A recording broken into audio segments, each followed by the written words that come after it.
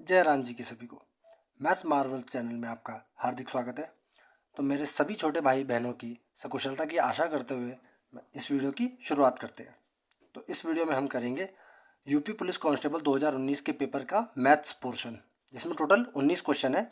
बड़े प्यार से करेंगे, आसानी से करेंगे, शांति से करेंगे और बड़े इंजॉय करते हुए करेंगे। कोई भी बर्डन लेकर नहीं करना है क्वेश्चन, ठीक? तो चलिए स्टार्ट करते हैं। क्वेश्चन नंबर 1 क्या बोल रहा है? Find the difference between the largest 5 digit number and smallest 4 digit number. Hindi में देख लेते हैं। 5 अंकों की सबसे बड़ी संख्या और 4 अंकों की सबसे छोटी संख्या के बीच का अंतर ज्ञात कीजिए। भाई सिंपल, 5 अंकों की सबसे बड़ी संख्या कौन सी होगी? भाई 5 बार 9 लिख दो, 999999। और 4 अंकों की सबसे छोटी संख्या कौन सी होगी? एक के बाद 3 जीरो। भाई दोनों का डिफरेंस कर दो, माइनस कर दो दोनों को, कितना आएगा? 98999। मेरा आंसर कौन सा? Option C. चलिए अगला देखते हैं। अगला क्वेश्चन क्या कह रहा है? Free notebook were distributed equally among the children of a class. The number of notebooks each child got was 1 by 8 of the total number of children. Had the number of children been half, each child would have 16 notebooks. How many notebooks were distributed in total? Hindi में देख लेते हैं। मुफ्त notebook एक कक्षा के बच्चों के बीच समान रूप से वितरित की जाती है। प्रत्येक बच्चे को मिली नोटबुक की संख्या बच्चों की संख्या का 1/8 थी। यदि बच्चों की संख्या आधी होती तो प्रत्येक बच्चे के पास 16 नोटबुक होती। कुल कितनी नोटबुक वितरित की गई? देखो भाई, बहुत ईजी है। कुल नोटबुक बराबर कुल नोटबुक रख दीजिए। नोटबुकों की संख्या बराबर नोटबुकों की संख्या। मैंने मान लिया कि क्लास में टोटल कितने बच्चे हैं? भाई एक्स बच्चे हैं, बच्चों की संख्या है एक्स। तो कुल नोटबुकों की संख्या कितनी होगी? भाई एक्स बच्चे हैं और प्रत्येक को कितनी मिल रही है? भाई बच्चों की संख्या का 1/8 मिल रही है ना। तो एक्स गुना 1/8 एक्स, यही तो नोटबुक हुई, होगी कि नहीं? एक्स टोटल बच्चे हैं और एक बच्चे को मिल रही है x/8, तो टोटल नोटबुक होगी x गुणा x/8। बराबर किसके? किसके बराबर है? बोलो यदि बच्चों की संख्या आधी होती, बच्चों की संख्या x की जगह x/2 होती, तो प्रत्येक बच्चे को मिलती 16 नोटबुक। तो टोटल नोटबुकों की संख्या कितनी होती? x/2 गुणा 16 होती, बिल्कुल होती है। भाई काट दो, x से x गया, ये कितना हो जाएगा? 2 × 8 = 16। भाई x आ गया आपका कितना? 64। भाई मुझसे पूछ क्या रहा है? मुझसे तो नोटबुकों की संख्या पूछ रहा है ना। नोटबुक कितनी है? x गुणा 1/8 गुणा में x, ये हो जाएगा। तो नोटबुकों की संख्या हो जाएगी 64 गुणा 64/8। 8 × 8 8 × 8 = 64। कितना होता है भाई? 512। मेरा आंसर ऑप्शन डी। चलिए अगला क्वेश्चन देखते हैं क्या बोल रहा है। एक्स एक इमारत की 11वीं मंजिल पर लिफ्ट पर चढ़ता है, ठीक है, और 57 मंजिल प्रति मिनट की दर से ऊपर जाता है। उसी समय वाई उसी इमारत की 51वीं मंजिल पर एक लिफ्ट पर चढ़ता है और उसी 63 मंजिल प्रति मिनट की दर से नीचे उतरता है। यदि वे इन दरों पर यात्रा करना जारी रखते हैं तो उनके रास्ते किस मंजिल पर पार होंगे? बेसिकली किसका क्वेश्चन है? आप इसको स्पीड टाइम एंड डिस्टेंस का कह दो या टाइम एंड वर्क का क्वेश्चन कह दो, दोनों सेम ही चीज़ है। स्पीड टाइम एंड डिस्टेंस का ही क्वेश्चन है वैसे। बेसिकली क्या हो रहा है भाई? एक बंदा ऊपर जा रहा है लिफ्ट से और एक बंदा नीचे आ रहा है, ठीक। जो ऊपर जा रहा है उसकी स्पीड कितनी है? भाई 57 मंजिल प्रति मिनट, है ना भाई? इसी गति से ऊपर जा रहा है। और जो नीचे आ रहा है उसकी रफ्तार कितनी है? भाई 63 मंजिल प्रति मिनट, है ना? बिल्कुल है। तो भाई जब ऑपोजिट डायरेक्शन में, विपरीत दिशा में चलते हैं तो मेरी रिलेटिव स्पीड क्या होती है? जुड़ जाती है, जुड़ती है कि नहीं? तो इनकी रिलेटिव स्पीड क्या होगी भाई? 57 और 63। भाई लिख लो, रिलेटिव स्पीड बराबर कितनी होगी? 57 63 120 मंजिल प्रति मिनट, होगी कि नहीं? बिल्कुल होगी जी, बिल्कुल सही बात है। तो अब देखिए भाई क्या बोल रहा है। टोटल इन्होंने कितनी मंजिल पार करी है। भाई देखो ये तो इनकी स्पीड आ गई, अब इन्होंने डिस्टेंस कितना कवर किया है। भाई 11वीं मंजिल पर ये है और ये ऊपर जा रहा है, और भाई ये है 51वीं मंजिल पर, ये नीचे आ रहा है। तो कुल मिला के इन्हें दोनों को मिलकर कितनी मंजिलें पार करनी है। भाई 51 में से 11 घटा दो, कितनी मंजिल। भाई 40 मंजिल पार करनी है ना, बिल्कुल ठीक बात है। तो अब देखिए भाई स्पीड है 120 मंजिल प्रति मिनट, और डिस्टेंस कितना हो गया। भाई इसको डिस्टेंस बोल दो, डिस्टेंस डी बराबर हो गया 40 मंजिल। तो टाइम कितना लगेगा, time is equal to distance upon में स्पीड, होता है कि नहीं, बिल्कुल होता है। बराबर कितना हो जाएगा, ये मिनट का हिसाब चल रहा है क्योंकि स्पीड मेरी मिनट में दे रखी है, 1/3 मिनट, ठीक, बराबर 20 सेकेंड। कह सकता हूँ कि नहीं। इसका मतलब उन दोनों को मिलने में कितना टाइम लगा होगा, मतलब जब वो आर पार हुए हैं एक पॉइंट पर मिलने में उनको 20 सेकेंड लगे होंगे। ठीक है भाई, ठीक है। तो अब देखो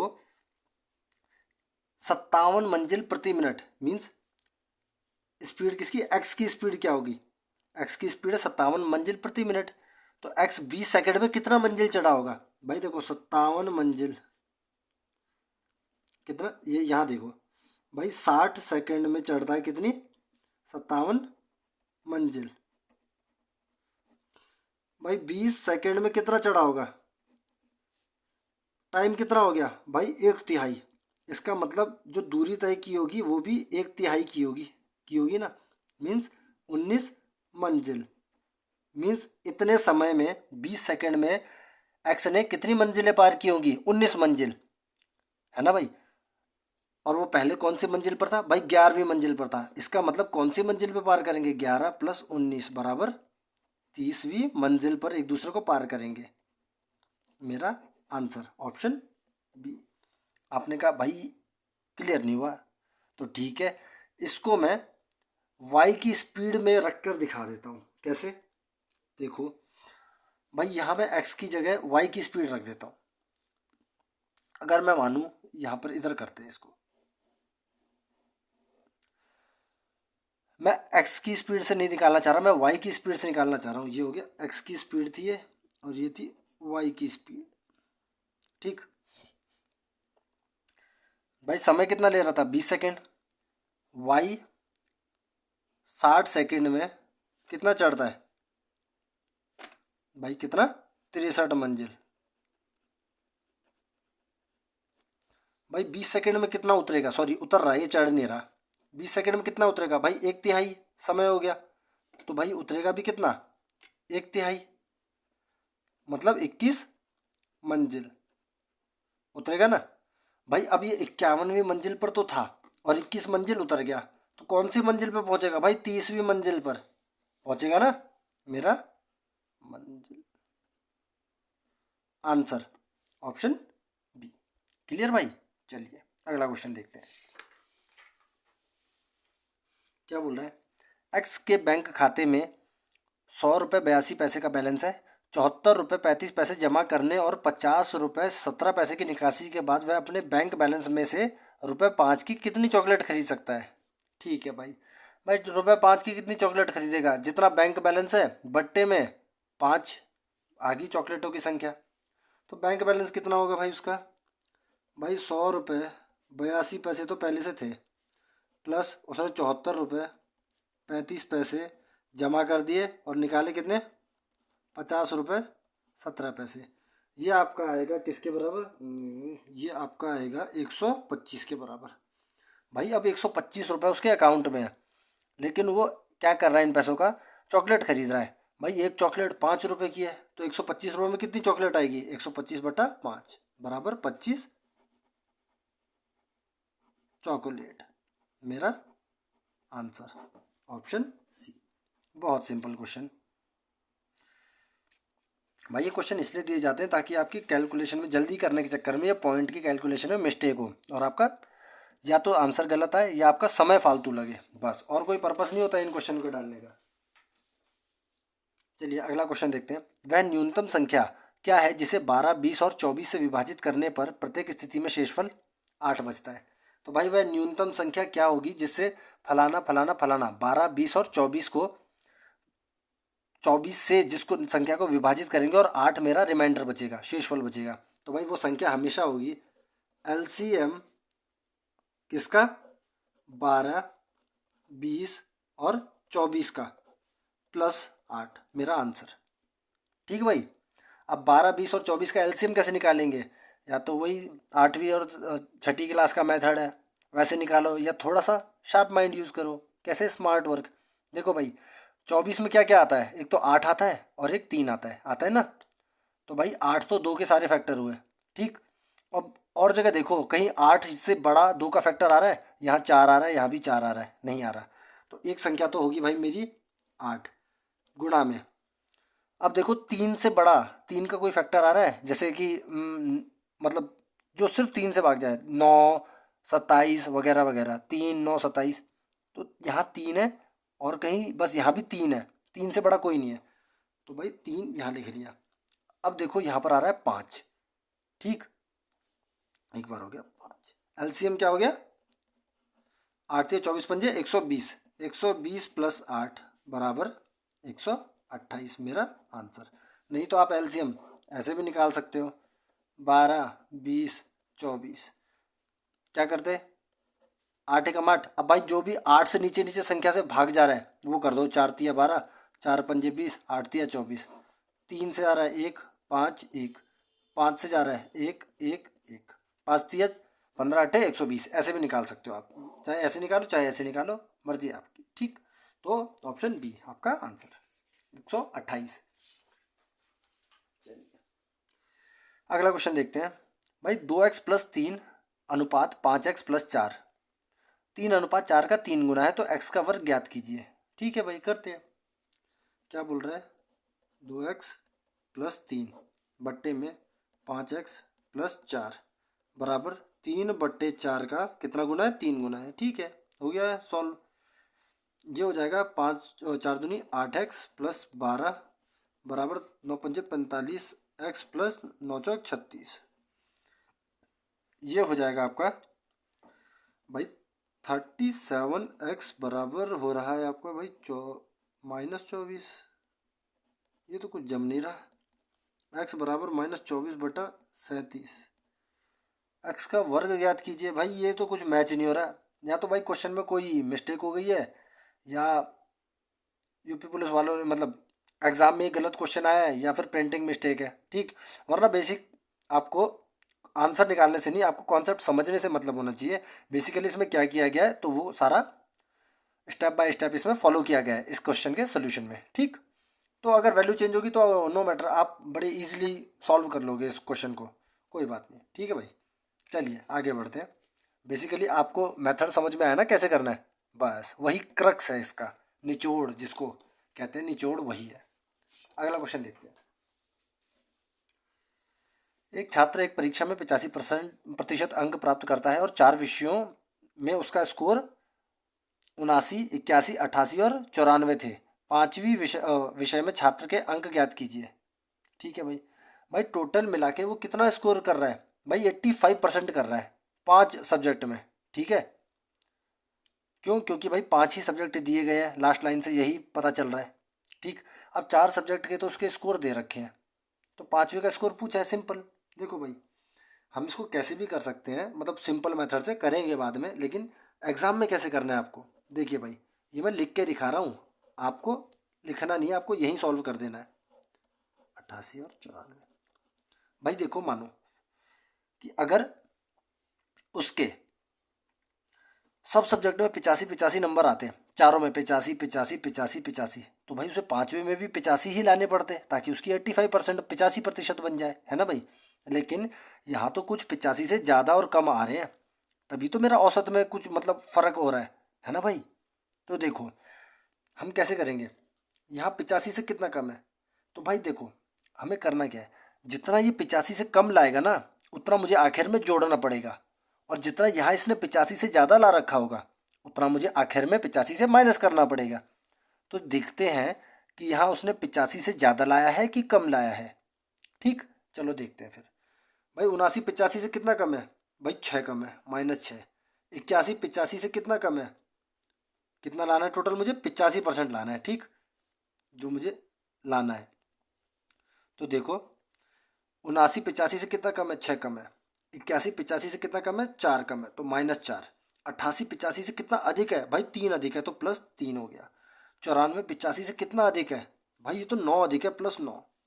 तो कुल मिला के ये औसत 85 से कितना फालतू है, 6 4 10, माइनस का 10 और प्लस का 12, तो भाई ये कुल मिला के +2 है। मतलब ये 85 से 2 अंक फालतू ला रहे हैं। अगर इनको संयोजित कर दिया जाए, जोड़ लिया जाए, तो इसका मतलब 5वें सब्जेक्ट में उसको 2 अंक कम लाने पड़ेंगे, तब जाके उसका एवरेज 85 का मेंटेन रहेगा, बना रहेगा। तो ये कितना हो गया, 83 मेरा आंसर, ऑप्शन ए। नहीं तो कैसे कर सकते हैं, ठीक है भाई, ये रहा औसत है मेरा कितना भाई, 85। बेसिक मेथड है जो। टोटल मेरे कितने हैं, 4 सब्जेक्ट के अंक भाई, 79 +81 +88 +94, प्लस मैंने बोल दिया भाई 5वें सब्जेक्ट में एक्स लाया है, और उसका औसत कितना हो गया भाई, बट्टे में 5 बराबर 85।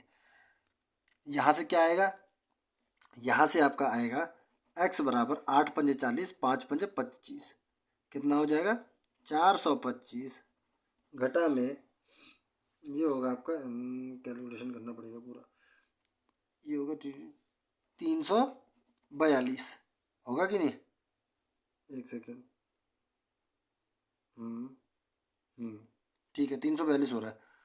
तो यहाँ से x बराबर आ जाएगा आपका 83, आंसर ऑप्शन ए। चलिए अगला प्रश्न देखते हैं। कुछ वस्तुओं पर उनके क्रय मूल्य से 25% अधिक अंकित मूल्य किया जा गया है। ऐसी वस्तुओं में से एक को अंकित मूल्य पर 20% लाभ पर बेचा गया तथा दूसरे को अंकित मूल्य पर 10% हानि पर बेचा गया था। कुल लाभ प्रतिशत ज्ञात कीजिए। ठीक है भाई, देखो भाई मैंने मान लिया कुछ वस्तुओं का उनके क्रय मूल्य से 25% अधिक मूल्य अंकित किया गया, ये बोल रहे हैं। तो मैंने मान लिया भाई क्रय मूल्य कितना है, कॉस्ट प्राइस 100 है भाई, बोल दूं भाई कॉस्ट प्राइस कितना हो गया भाई 100। कोई दिक्कत नहीं, कोई दिक्कत नहीं, ठीक है। तो भाई वो बोल रहा है भाई वस्तु को उसके क्रय मूल्य से 25% मूल्य पर अंकित किया गया। भाई इससे 25% अधिक कितना होगा भाई, ये होगा भाई 5/4, होगा कि नहीं होगा, बिल्कुल होगा। ये क्या हो गया, कॉस्ट प्राइस ये था, अब ये पूरा हो गया है मेरा मार्क प्राइस, क्योंकि मार्क प्राइस तो यही है, 25% मूल्य अंकित किया गया है ना। ऐसी वस्तुओं में से एक को अंकित मूल्य पर 20% का लाभ, ये जो मेरा अंकित मूल्य है ना, इस पर भी मैंने 20% का लाभ कमाया है। अब 20% का लाभ क्या होता है भाई, 6/5 होता है कि नहीं, बिल्कुल होता है। बेचा तो मैंने कितने का बेचा होगा भाई, 5 से 5 गया, 2/3, भाई 2/3 तो 1.5 गुना हो जाता है, ये हो गया 150। इसका मतलब 100 रुपये की जो कॉस्ट प्राइस थी, वो मेरा सेलिंग प्राइस कितना बन गया भाई, 150 बना कि नहीं, कितना अधिक भाई, 50 रुपये का उसने प्रॉफिट कमा लिया, 50 रुपये अधिक में बेचा, ठीक, एक एक वस्तु को। अब दूसरी वस्तु भी है जो कि मैंने कितने की खरीदी होगी भाई, वो भी मैंने 100 रुपये की खरीदी होगी, उस पर भी मैंने अंकित मूल्य कितना अधिक लगाया भाई, 25% अधिक लगाया, मीन्स उसका अंकित मूल्य 100 गुणा 5/4 है। लेकिन उसको मैंने अंकित मूल्य, ये जो मेरा अंकित मूल्य बना है, इसके 10% हानि पर बेचा है। 10% हानि मीन्स 9/10 होता है कि नहीं, बिल्कुल होता है। 5 का 5, 5 दूनी 10, 4 एकम 4, 4 गुना 25, 25 निम में 225, 225/2 112.5, ठीक है भाई। मतलब 100 रुपये की जो चीज़ थी मेरी, 100 रुपये की चीज़ थी, मैंने कितने की बेची भाई, 112.5 की, कितने रुपए प्लस में भाई, 12 रुपये 50 पैसे का लाभ कमाया, ठीक। वो पूछ रहा है कुल लाभ प्रतिशत ज्ञात कीजिए। भाई कुल लाभ कितना हुआ मुझे, 50 और 12.5, भाई 62.5 का लाभ हुआ, कितने पर, 100 और ये 100, दो चीज़ें 200 रुपये पर, गुणा में 100, 2 0 से 2 0, 62.5/2 बराबर 31.25%, मेरा आंसर ऑप्शन डी, ठीक।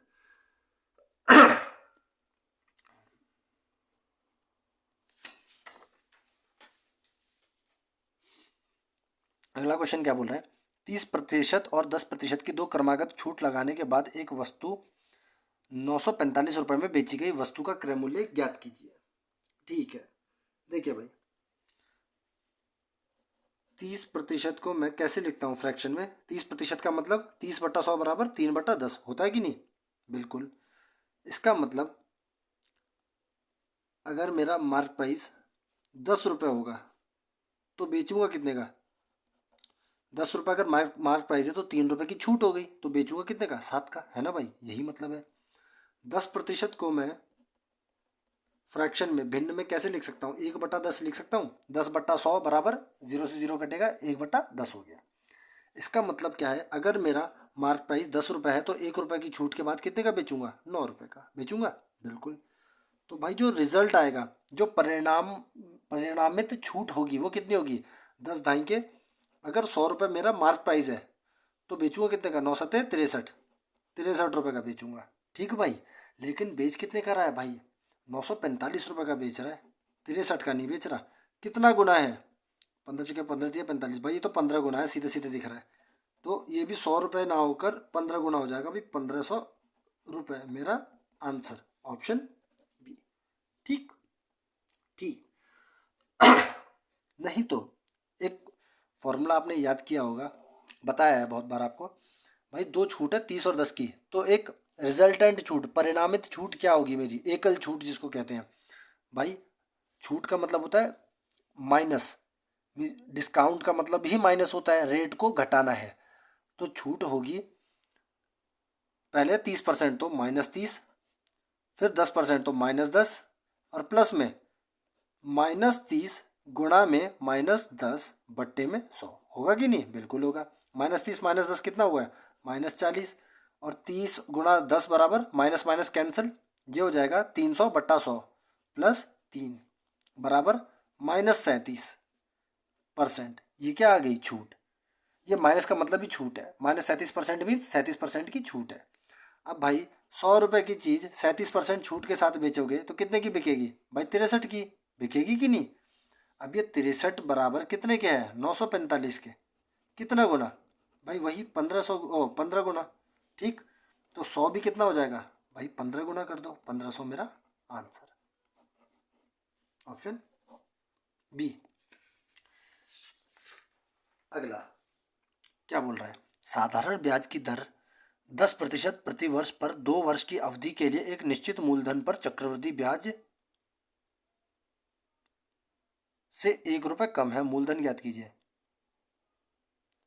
इंग्लिश में देखते हैं। The simple interest is ₹1 less than the compound interest on a certain principal for a period of 2 years at the 10% interest of principal. देखिए भाई क्या बोल रहा है क्वेश्चन। भाई बोल रहा है 2 साल के लिए 10% प्रति वर्ष की दर से ब्याज दिया है। ठीक। तो जो चक्रवृद्धि ब्याज है वो साधारण ब्याज से 1 रुपये ज़्यादा है। मीन्स साधारण ब्याज चक्रवृद्धि ब्याज से 1 रुपये कम मिल रहा है मुझे। कब? जब मैं कोई धन 10% प्रति वर्ष की दर से 2 वर्ष के लिए देता हूँ तो ब्याज पर। तो भाई बताइए मूलधन क्या है? ठीक है भाई।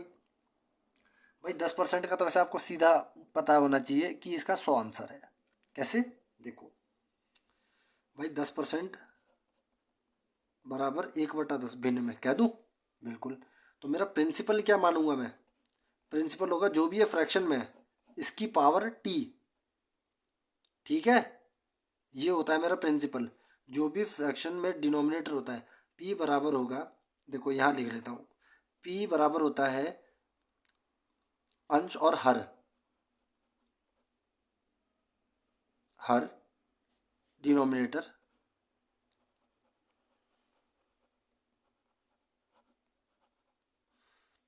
की पावर टी। ये मैं मानूंगा प्रिंसिपल। तो यहाँ प्रिंसिपल कितना मानूंगा मैं? 10 की पावर टाइम कितना है भाई? 2 वर्ष, तो इसकी पावर 2, 10 का स्क्वायर। तो मैंने मान लिया कितना हो गया मेरा मूलधन भाई? 100 रुपये मेरा मूलधन है। ठीक। पहले साल में मुझे कितना मिलेगा भाई? इसका 10% ब्याज मिलेगा। कितना हो गया? 10 रुपये। दूसरे साल में कितना मिलेगा भाई? मूलधन का तो 10% मिलेगा, 10 रुपये। लेकिन जो पहले साल का ब्याज मिला है इसका भी भाई 10 रुपये में का भी मुझे 10% मिलेगा। 10 रुपये का 10% कितना होगा भाई? 1 रुपये। ठीक। अब भाई जो मेरा इस पहली लाइन में आएगा वो होगा मेरा क्या? साधारण ब्याज। ठीक। और जो मेरा ये पूरा का पूरा आ रहा है ये क्या है मेरा? चक्रवृद्धि ब्याज। अब अंतर क्या होगा भाई, चक्रवृद्धि ब्याज में से साधारण ब्याज को हटा दूंगा तो मेरा क्या आएगा, अंतर आ गया। तो भाई अगर मूलधन मेरा 100 यूनिट है तो अंतर है मेरा 1 यूनिट। अब क्वेश्चन क्या बोल रहा है भाई, क्वेश्चन में भी अंतर 1 रुपये है, तो 1 यूनिट बराबर 1 रुपये के, तो 100 यूनिट बराबर 100 रुपये, मेरा आंसर ऑप्शन। ठीक भाई, ठीक।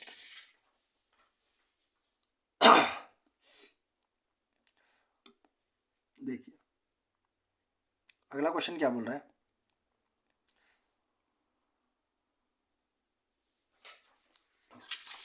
आपको ये एक और मेथड से कराते हैं, पहले रेशियो के मेथड से। ठीक, 10% मीन्स 1/10। पहले साल में 10 रुपये कितना होगा, 11। दूसरे साल में 10 रुपये कितना होगा, 11। टोटल मिला के 100 रुपये 2 साल में कितने हो जाएंगे, 121। ठीक, कितना ब्याज मिला भाई मुझे, यहाँ मिला 21 रुपये ब्याज। जबकि अगर साधारण ब्याज लगता तो 10 और 10 20% ब्याज मिलता। तो कितना ब्याज मिलता भाई, 20%, 100 का कितना होता भाई 20। अंतर कितना हो गया भाई, ये हो गया कंपाउंड इंटरेस्ट, ये हो गया सिंपल इंटरेस्ट, इनका अंतर हो गया 1। भाई एक अंतर है हमारे हिसाब से 1 यूनिट, 1 यूनिट बराबर 1 रुपये के, तो 100 यूनिट बराबर 100 रुपये के, मेरा आंसर। ऐसे भी कर सकते हो आप, बहुत सिंपल है। भाई क्वेश्चन नंबर 11 क्या बोल रहे हैं, 10% की वार्षिक ब्याज दर पर 3 वर्षों के लिए 2,000 रुपये के मूलधन पर चक्रवृद्धि और साधारण ब्याज के बीच अंतर ज्ञात कीजिए। ठीक है भाई, अभी किया है क्या भाई, 10% बराबर 1/10। तो पिछले क्वेश्चन में बताया था भाई मूलधन क्या मानूंगा, भाई मूलधन मानूंगा मैं जो भी मेरा हर है, डिनोमिनेटर है, उसकी पावर टी टाइम, जो कि है 3 वर्ष। तो 10 की पावर 3 बराबर कितना होगा, 1,000, 10 की घात 3। तो भाई मूलधन कितना हो गया मेरा, भाई 1,000 मान लिया मैंने, 1,000 यूनिट मैंने उधार दिया, ब्याज पे दिया। ठीक, अब 10% की दर से पहले साल कितना मिलेगा मुझे भाई, 1,000 का 10% कितना होता है, 100। दूसरे साल भाई इस 1,000 पे कितना मिलेगा भाई, 100 रुपये। लेकिन ये जो पहले मुझे 100 रुपये ब्याज मिला है, इस पर भी तो मैं ब्याज लूँगा, कितना भाई, इसका 10% मिलेगा, कितना, 10 रुपये। 100 का 10% 10 रुपये होता है। अब तीसरे साल 1,000 रुपये पर तो मैंने लिया कितना रुपये भाई, 100 रुपये का ब्याज लिया 10% की दर से। जो पहले साल 100 रुपये थे, इस पर मैंने दोबारा ब्याज लूँगा, कितना भाई, 10% की दर से कितना लूँगा भाई, 10 रुपये, है ना। जो दूसरे साल मुझे 100 रुपये ब्याज मिला, इस पर भी मैं कितना लूँगा भाई, 10% की दर से 10 रुपये ब्याज लूँगा। और जो मुझे 10 रुपये पहले साल दूसरे साल में मिला था, इस पर भी 10% की दर से ब्याज लूँगा। तो 10 का 10% 1 होगा कि नहीं, बिल्कुल होगा। अब आपको पिछले ही क्वेश्चन में बताया है क्या, कि ये जो है पहली लाइन में होता है मेरा साधारण ब्याज, और ये जो पूरा है मेरा चक्रवृद्धि ब्याज है। तो ये जो नीचे 10, 10, 20, 10, 30 और 1 31 है, ये क्या आया, यही मेरा अंतर है ना भाई, बिल्कुल। तो देखो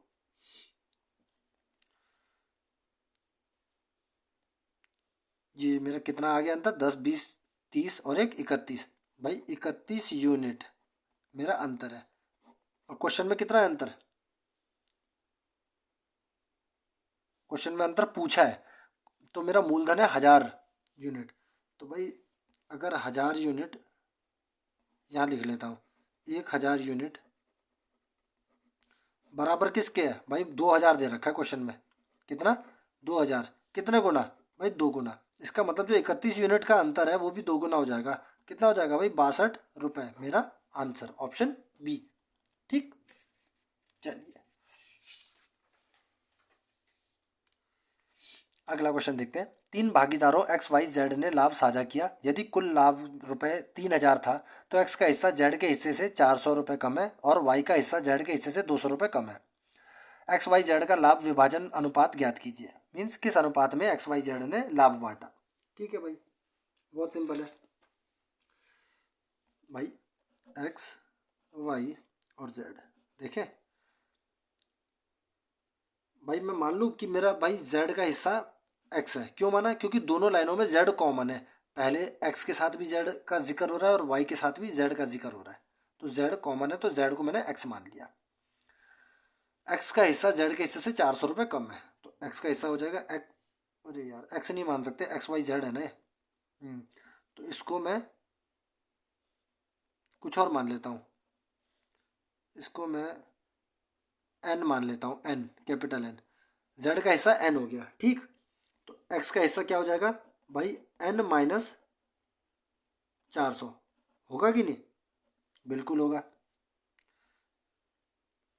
तो वाई का हिस्सा क्या हो जाएगा भाई, वाई का हिस्सा जेड के हिस्से से 200 कम है, ये हो जाएगा एन माइनस 200। ठीक, ठीक है भाई। तो देखो भाई इन तीनों का हिस्सा का जोड़ कितना होगा भाई, 3000 ही तो होगा, इतना ही तो लाभ हुआ है। तो जोड़ करो N plus N plus N, 3n plus minus का 400 माइनस का 200, ये हो जाएगा माइनस का 600 बराबर कितना, 3000। भाई 3n बराबर कितना हो जाएगा, 3000 और 3000 प्लस ये 600 उधर जाके जुड़ जाएगा। तो n बराबर हो गया 3000 और 600, 3600 बट्टे में ये 3 नीचे लग गया, बराबर n बराबर हो गया मेरा 1200। ठीक, अब पूछता क्या है भाई, अनुपात पूछ रहा है एक्स वाई और जेड का। देखो भाई जेड हो गया कितना, 1200 रुपये। एक्स होगा जेड का भाग माइनस 400, 1200 में से 400 गया 800। वाई होगा 1200 माइनस 200 कितना, 1000। 20 20 20, 2 चौके 8, 2 पंजे 10, 2 छक्के 12। भाई 4 5 6 का अनुपात, ऑप्शन सी।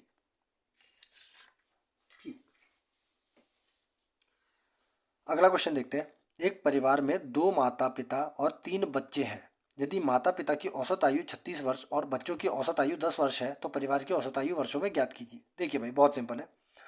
औसत आयु मेरी क्या होगी भाई, कुल उम्र, सबकी उम्र का, सबकी आयु का जोड़ बट्टे में परिवार के सदस्यों की संख्या, होगा ना? बिल्कुल भाई। तो 2 माता पिता है जिनकी औसत आयु कितनी है, 36 वर्ष। तो उन दोनों की कुल आयु कितनी होगी भाई, 36 गुणा में 2, ठीक, प्लस 3 बच्चे हैं, ठीक, उनकी औसत आयु 10 वर्ष। तो तीनों बच्चों की कुल आयु होगी कितनी, 3 गुणा 10 वर्ष होगी ना।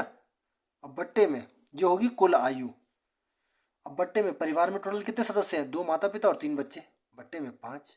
हो गया जी मेरा आंसर। ये कितना हो जाएगा, 36 दो दूनी 72 और 3 है 30। भाई 102/5 बराबर 20.4 मेरा आंसर, ऑप्शन बी, 20.4 वर्ष। अगला क्वेश्चन क्या बोल रहा है, 18 वस्तुएं ₹15 के औसत मूल्य पर बेची गई। 12 वस्तुओं का क्रय मूल्य प्रत्येक वस्तु का 16 रुपये था। यदि लेन देन में कोई लाभ या हानि नहीं थी तो शेष 6 वस्तुओं में से प्रत्येक का क्रय मूल्य ज्ञात कीजिए। देखिए भाई बेसिकली क्या कह रहा है, 18 वस्तुएं हैं जिनको एवरेज औसत 15 रुपये प्रति वस्तु के मूल्य पर बेचा गया है। 12 वस्तुओं का क्रय मूल्य कितना था भाई, एवरेज था प्रत्येक वस्तु का 16 रुपये, 12 वस्तुओं का, ठीक। यदि लेन देन में कोई लाभ या हानि नहीं हुई तो शेष बची 6 वस्तुओं का क्रय मूल्य बताओ। भाई लाभ या हानि नहीं हुई इसका तो एक ही मतलब हुआ कि cost price is equal to selling price, जितने का खरीदा उतने का बेचा, ठीक है भाई। देखो तो मैंने कितने की बेची है टोटल भाई, 18 वस्तु एवरेज 15 पर बेची है ना, तो कुल मिला के बेची 18 गुना 15 रुपये की, ठीक, ठीक है, बराबर।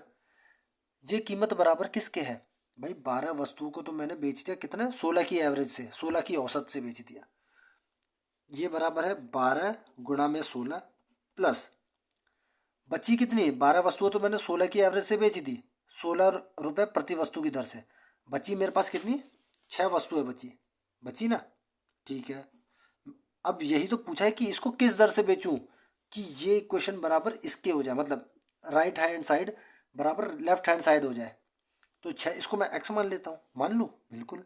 अब ठीक है, कर लो सॉल्व, आ जाएगा आंसर। भाई पहले तो यार काटना सीखो जल्दी से, 6 कम 6 तो प्लस के इधर भी 6 कटेगा, 6 दूनी 12 और इज इक्वल टू के उस तरफ 6 18, ठीक है।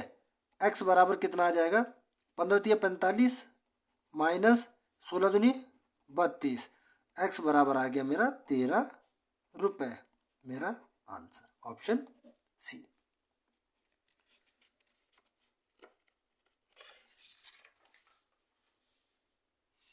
अगला क्वेश्चन देखते हैं। ए एक कार्य को 8 दिनों में पूरा कर सकता है जबकि बी इसे 12 दिनों में पूरा कर सकता है। सी कार्य को कितने दिनों में पूरा कर सकता है यदि वे तीनों मिलकर इसे 3 दिनों में पूरा कर सकते हैं। बहुत सिंपल। ए कितने दिन ले रहा है भाई 8 दिन। बी कितने दिन ले रहा है भाई 12 दिन।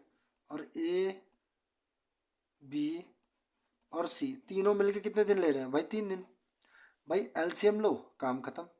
जो भी एलसीएम आएगा क्या होगा वो मेरा वर्क। 8 12 और 3 का एलसीएम कितना हुआ भाई 24। 24 यूनिट मेरा क्या हुआ वर्क। और ये 8 12 और 3 क्या है भाई ये दिन है, समय है। तो 8 दिन में 24 यूनिट काम करता है, ये एक दिन में कितना करेगा भाई 3 यूनिट काम। ये एफिशिएंसी आ गई। 24 यूनिट 12 दिन में कर रहा है बी, एक दिन में करेगा 2 यूनिट। ए बी और सी मिलके 3 दिन में 24 यूनिट काम कर रहे हैं, एक दिन में कितना काम करेंगे भाई 8 यूनिट। देखो भाई यहाँ पर ए और बी की एफिशिएंसी है 3 + 2 5 और ए बी और सी की एफिशिएंसी है 8। इसका मतलब जो ये 5 और 8 का फ़र्क है, कितना फ़र्क है 5 और 8 में भाई 3 का फ़र्क है। ये 3 एफिशिएंसी किसकी हुई भाई सी की ही तो हुई होगी ना, बिल्कुल सही। तो भाई पूछ रहे सी कितना समय लेगा भाई समय बराबर कार्य बट्टे में कार्य क्षमता efficiency, time is equal to work upon efficiency बराबर 8 दिन। 8 से जाएगा मेरा आंसर ऑप्शन ए।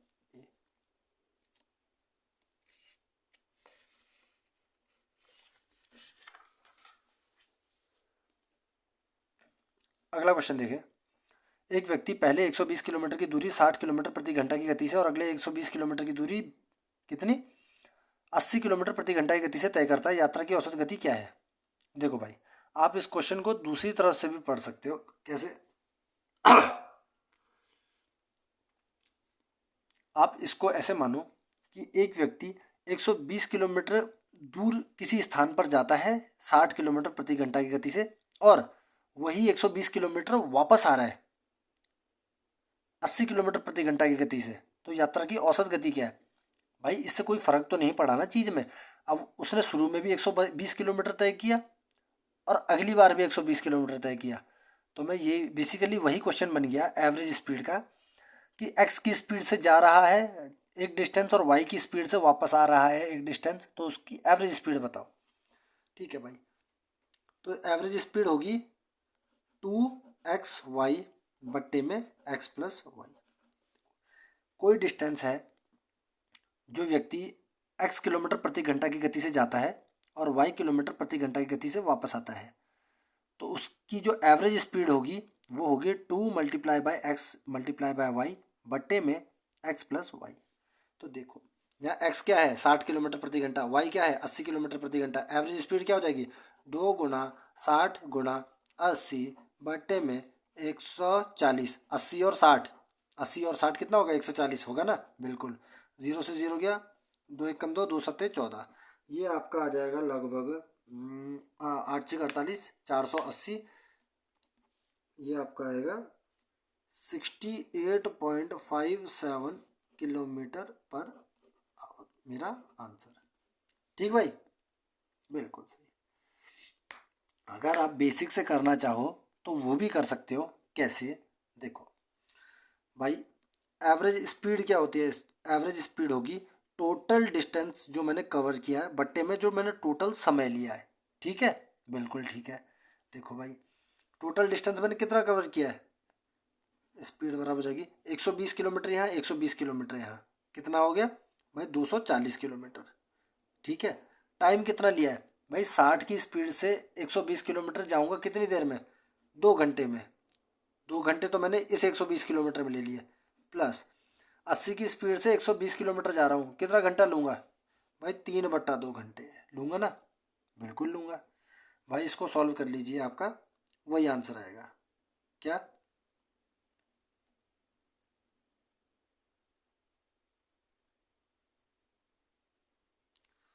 यह आ जाएगा आपका 480/7। ये भी 480/7 था, 68.57 किलोमीटर पर आवर मेरा आंसर ऑप्शन बी। अगला क्वेश्चन देखते हैं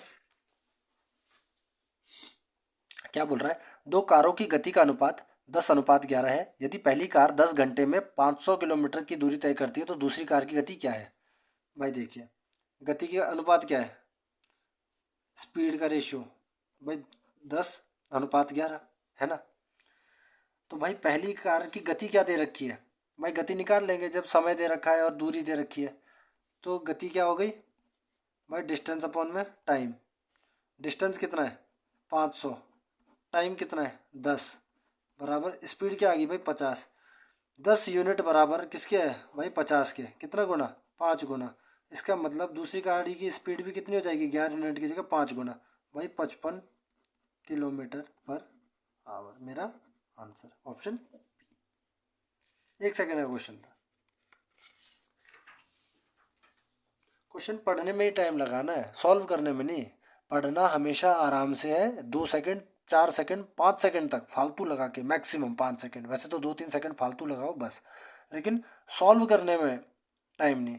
क्वेश्चन पढ़ने में समय लगता है, सॉल्व करने में नहीं, ध्यान रखना। यही मूल मंत्र है परीक्षा पास करने का। तो अगला क्वेश्चन देखिए। 9 सेंटीमीटर त्रिज्या वाले एक गोले को 3 सेंटीमीटर त्रिज्या का बेलन बनाने के लिए ढाला जाता है। बेलन की ऊंचाई ज्ञात कीजिए। ठीक है भाई।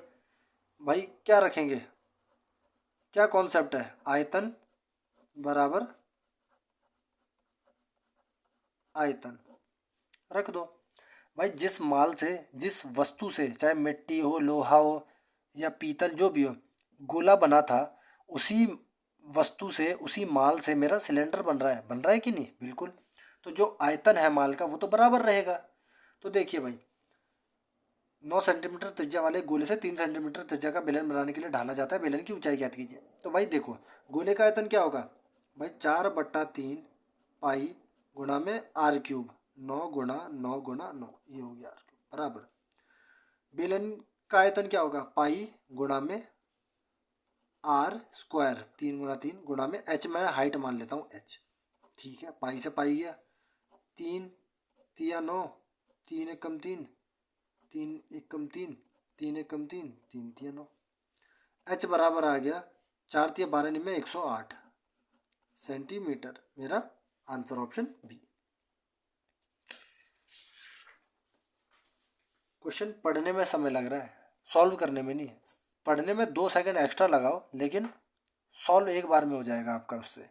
क्योंकि जल्दबाजी में पढ़ने से आप समय व्यर्थ करते हैं और आपको कुछ समझ भी नहीं आता है, जिसके कारण आपको प्रश्न बार बार पढ़ना पड़ता है। ठीक, प्रश्न बहुत आराम से पढ़ो।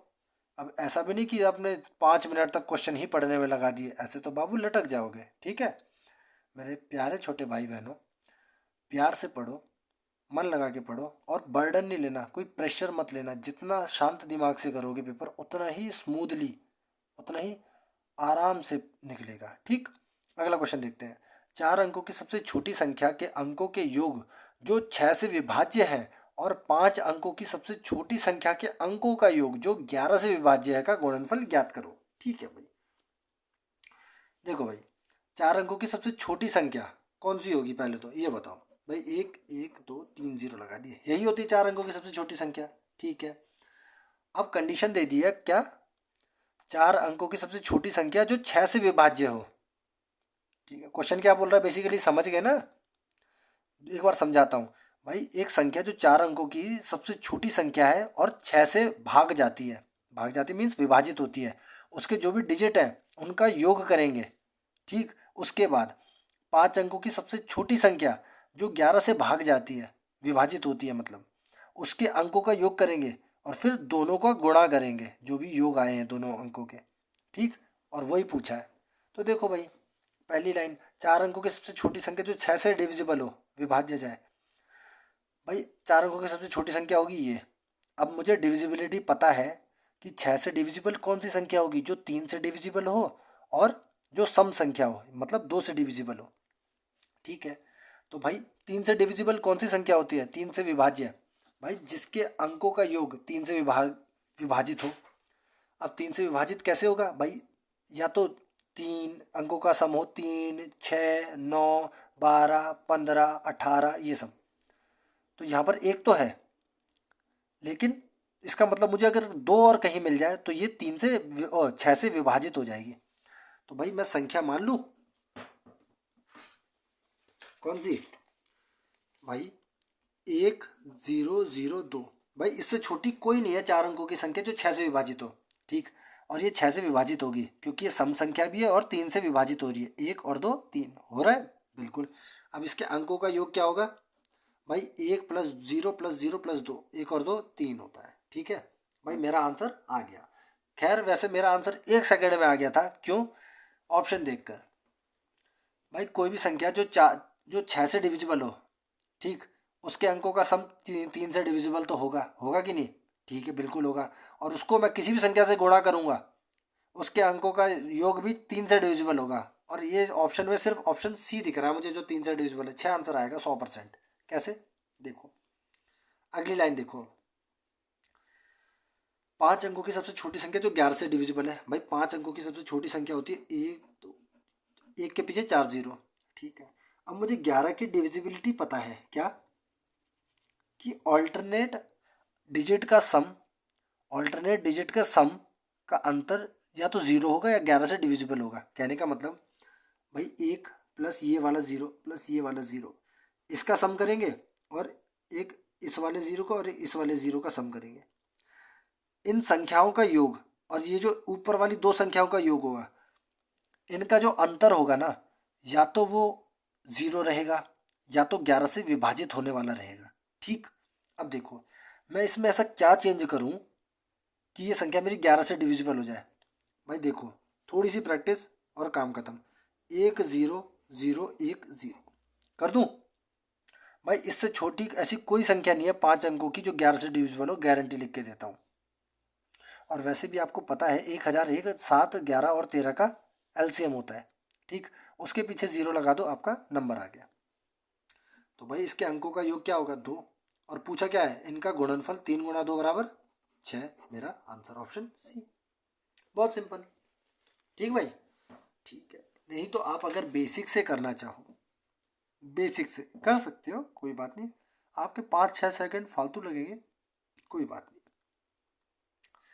बेसिक से कैसे भाई? 4 अंकों की सबसे छोटी संख्या मुझे पता करना, 3 से डिविजिबल कौन सी होगी? 3 3 9 1 0, 3 3 9 1 और 0। ठीक, 3 चौके 12, ये आएगा। इसका घटा करेंगे -2, इसका मतलब 1000 में मुझे 2 जोड़ना पड़ेगा, ये हो जाएगा 1002। आया यही? बिल्कुल। अब इसका क्या करेंगे? इसका भाई ऐसे होगा।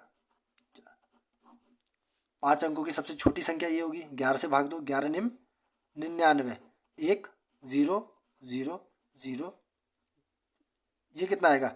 11 निम 99 नहीं, 11 ढाई के कोई नहीं, 110, ये कितना है? -10। ठीक है, मतलब 10,000 में मुझे 10 जोड़ना पड़ेगा। कितना हो जाएगा? हुआ गया कि नहीं? चाहे आप ऐसे करो चाहे कॉमन सेंस, ये बेसिकली कॉमन सेंस पर आधारित है ये पूरा का पूरा मेथड। ठीक, चाहे ऐसे करो, आपकी मर्जी है। हालांकि मैं स्पेशली रिकमेंड करूंगा, आपको इंसिस्ट करूंगा आप ये वाला मेथड ऐसी इस तरह से सोचने की आदत डालिए। क्यों? आउट ऑफ द बॉक्स सोचेंगे तभी out of the box result पाएंगे, और इसीलिए आपका सिलेक्शन होने के चांसेस दूसरों से बढ़ जाएंगे, दूसरों से बेहतर हो जाएंगे। ठीक, तो ठीक है। तो उम्मीद करता हूँ मेरे सभी प्यारे छोटे भाई बहनों को मेरा ये वीडियो पसंद आया होगा। बहुत मेहनत लगती है वीडियो बनाने में, इसीलिए आप सबसे विनम्र अनुरोध है, कृपया करके इस वीडियो को लाइक करें, अपने दोस्तों के साथ शेयर ज़रूर करें। अगर चैनल को सब्सक्राइब नहीं किया है तो ज़रूर सब्सक्राइब करें। और हाँ, एक बात और, मौसम बदल रहा है, थोड़ा ठंड ज़्यादा पड़ रही है, तो अपना ख्याल रखें। उत्तर भारत में ठंड का कहर बहुत ज़्यादा हो रहा है और पूरे कपड़े पहन के निकले। और हाँ, अपनी परीक्षा पर विशेष रूप से ध्यान दें, बाकी फालतू के काम इधर उधर के छोड़ दें। और इसी के साथ अपनी वाणी को विराम देते हैं। तो लाइक, सब्सक्राइब, शेयर, कमेंट। जय राम जी की। धन्यवाद।